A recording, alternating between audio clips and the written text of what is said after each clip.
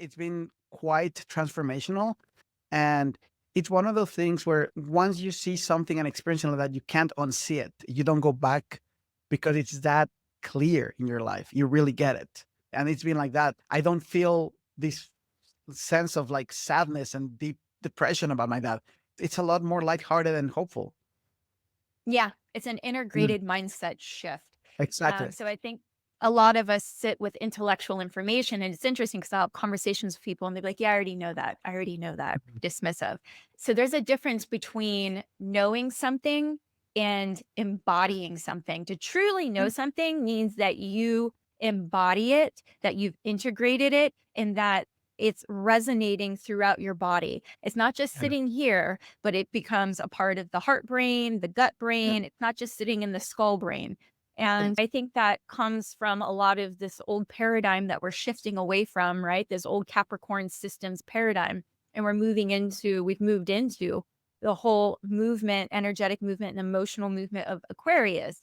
And being able to have that energy that promote moving away from just systems and intellectual information and regurgitation and memorization and the whole assembly line school Mhm. education system, and to be able to start focusing on information that resonates with us. Because Yeah. if it's not resonating with you, you can't embody it and you can't integrate it because you're not ready for it. So there's some Yeah. work that has to be done to the body before you can get to the point of truly integrating this information.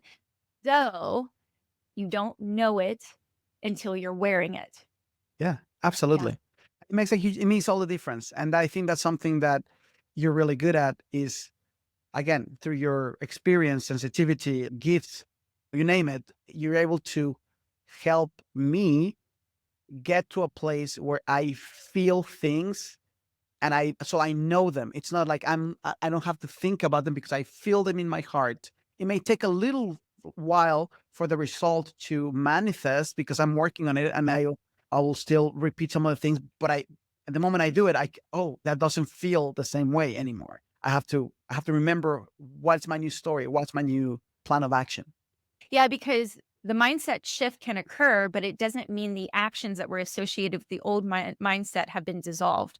Through changing the mindset and then focusing on the habits that are supporting the old mindset, we start working on those habits and giving them new meaning, right? And giving Mhm. them new stories and reframing. And so that way, there's new habits or new belief systems that support the new mindset.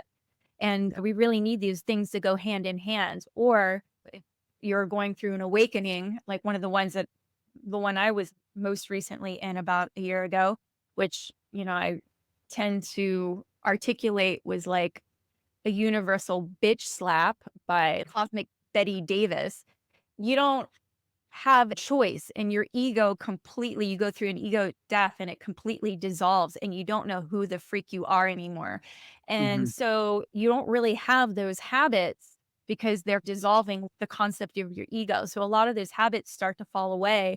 The ego has fallen away and now you have to learn who the hell you are.